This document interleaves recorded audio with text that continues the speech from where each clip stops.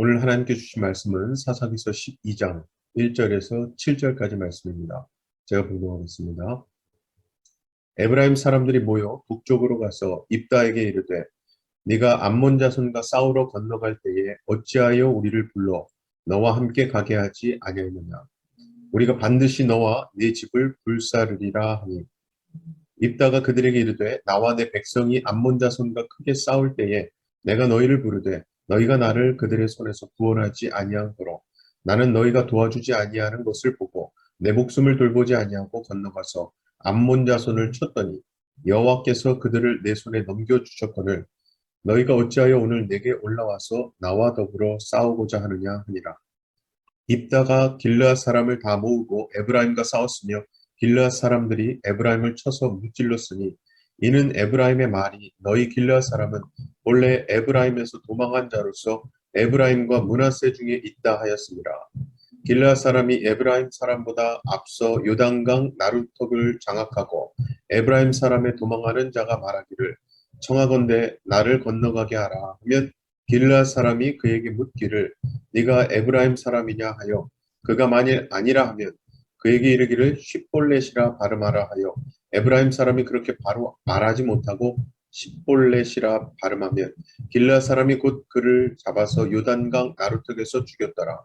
그때에 에브라임 사람의 죽은 자가 42,000명이었더라.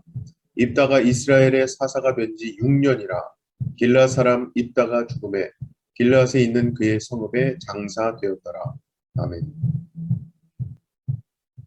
본문 앞장에는 입다의 비극적인 사건이 나옵니다.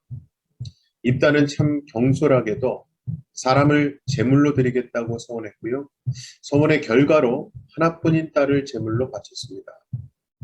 이것은 곧 하나뿐인 딸을 전쟁에서의 승리와 맞바꾼 것과 마찬가지인 거죠. 그리고 그것은 결국 이방 민족들이 했던 하나님이 미워하시는 일을 따라한 것입니다. 너무나 비극적인 일입니다만 비극적인 일은 여기서 끝나지 않습니다. 이번 사건은 딸을 바친 일보다 훨씬 더 크고 무거운 일인데요. 입다의 가정에서 벌어진 일이 아니라 이스라엘 지파 사이에 벌어진 일입니다. 사실 오늘 본문을 보면 이런 질문이 생깁니다.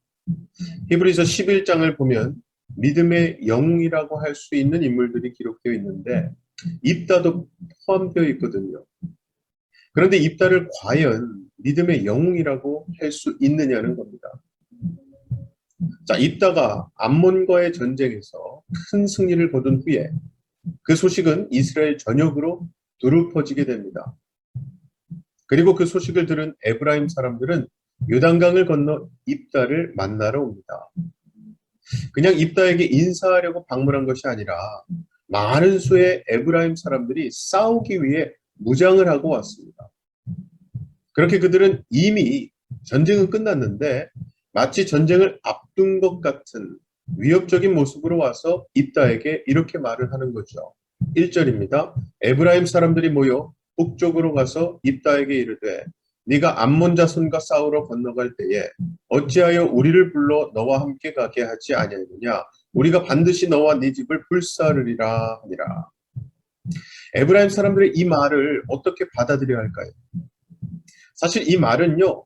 이런 일이 있으면 우리도 불렀어야지. 그럼 우리도 도움을 줄 수 있었을 텐데 라는 식의 말이 아닙니다. 단순히 불만을 말하는 정도가 아니라 협박을 하고 있는 거거든요. 즉 에브라임 사람들은 지금 전쟁이 끝난 후에 와서 시비를 걸고 있는 거예요.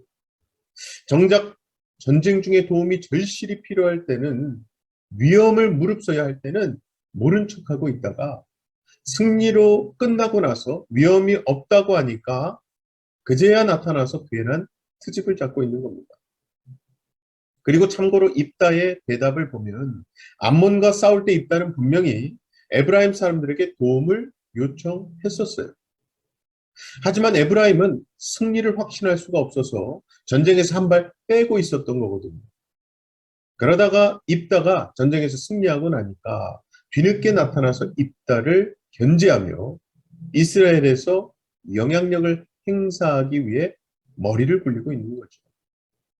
엄밀히 말하면 입다는 그동안 암몬의 압제에서 건져준 은인과도 같은데 에브라임은 지금 지난 18년 압제 기간 동안에는 가만히 있다가 지금에 와서 생떼를 부리는 겁니다. 어쨌든 입다에게는 에브라임 사람들의 시비를 받아줄 여유가 없었습니다. 그래서 입다는 에브라임을 비난하며 길르앗 사람들을 모읍니다.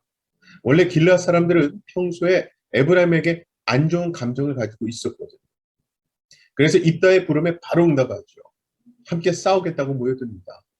이번 기회에 에브라임을 굴복시켜서 그동안의 빚을 갚겠다는 생각인 거죠. 자, 결국 길르앗 사람들은 에브라임을 쳐서 무찌릅니다. 어떻게 싸웠고 어떻게 승리했는지는 알 수 없습니다. 성경의 기록만으로 생각하면 정말 싱겁게 그것도 간단하게 끝이 나버린 거예요. 마치 사사기의 저자가 이럴 거면 왜 시비를 걸었냐고 말하는 것 같기도 합니다. 싸움의 결과가 한 구절도 안 되는 분량으로 그냥 끝나버린 거예요. 자, 이 전쟁으로 죽은 사람이 4만 2천 명입니다. 엄청난 비극이지요. 이 사건은 분명히 에브라임 지파에게는 심각한 타격이 되었을 겁니다. 그것도 적이 아니라 같은 민족으로부터 함께 하나님을 섬기는 이스라엘에게 죽임을 당한 거니까요. 입다는 이렇게까지 해야 했을까요? 에브라임 사람들이 먼저 잘못한 것은 사실이지만 같은 민족끼리 정말 이렇게까지 무자비하게 도망간 사람들까지 쫓아가서 잡아 죽이는 것은요, 참 악한 일입니다. 사실 이 사건은 당시 이스라엘의 모습을 보여주는 건데요. 하나의 공동체로 연합된 이스라엘의 모습을 잃어가고 있는 거죠. 즉 이스라엘은 자신이 싸워야 할 대상을 잊고 엉뚱한 대상과 싸우고 있는 겁니다. 그런데요, 이러한 입다의 이야기는 이 사건 후에 갑자기 7절에서 끝이 납니다. 입다가 이스라엘의 사사가 된 지 6년이라 길르앗 사람 입다가 죽음에 길르앗에 있는 그의 성읍에 장사되었더라. 자, 입다가 이스라엘의 사사가 되어 다스린 기간은 6년입니다. 그동안의 사사들에 비해 상대적으로 짧은 기간이에요. 그리고 입다의 통치 기간이 언급되기는 하지만 그 외에 다른 말은 없습니다. 이것은 곧 입다가 사사로서 통치하는 동안에는 그 땅이 평온했다는 말입니다. 이렇게 입다의 이야기가 끝나고 세 명의 사사들이 언급이 됩니다. 입산, 엘론, 압돈. 그런데 그 중에 아무도 이스라엘을 구원했다는 말이 없습니다. 어떤 민족에게 압제를 받았는지 사사가 무슨 일을 했는지 알 수가 없는 거예요. 이것은 마치 자격도 없고 할 일도 없는 사사들이었음을 말해주는 것 같이 보입니다. 그러니까 사사기의 시간이 흐를수록 이스라엘은 점점 더 타락해져 가고 있고요. 이스라엘을 구원하기 위해 세워진 사사들도 점점 더 그 자질이 의심스러워지고 있는 거죠. 그리고 그 절정은 이 다음에 나오는 삼손입니다. 기드온이나 입다는 그래도 그나마 조심하면서 은근히 자신의 욕심을 추구했다면 삼손은 대놓고 그런 일을 하거든요. 자기 욕심에 따라 자기 소견에 옳은 대로 행해버립니다. 이러한 사사들의 모습을 보면서 우리는 의문을 가질 수 있습니다. 왜냐하면 신약 성경에서는 이들을 믿음의 영웅으로 기록하고 있기 때문이에요. 히브리서 11장에 믿음의 영웅들이 기록되면서 기드온과 입다 그리고 삼손의 이름도 함께 기록되어 있거든요. 그리고 성경은 보면 볼수록 기드온이 대단한 게 아니라 기드온을 사용하신 하나님이 정말 대단하심을 느끼게 됩니다. 입다를 두고 믿음의 영웅이라고 할 수 있는 것은요, 전적인 하나님의 은혜입니다. 실제로 히브리서 11장에 나오는 인물들, 믿음의 영웅들은요, 전부 다 흠이 있는 부족한 사람들이에요.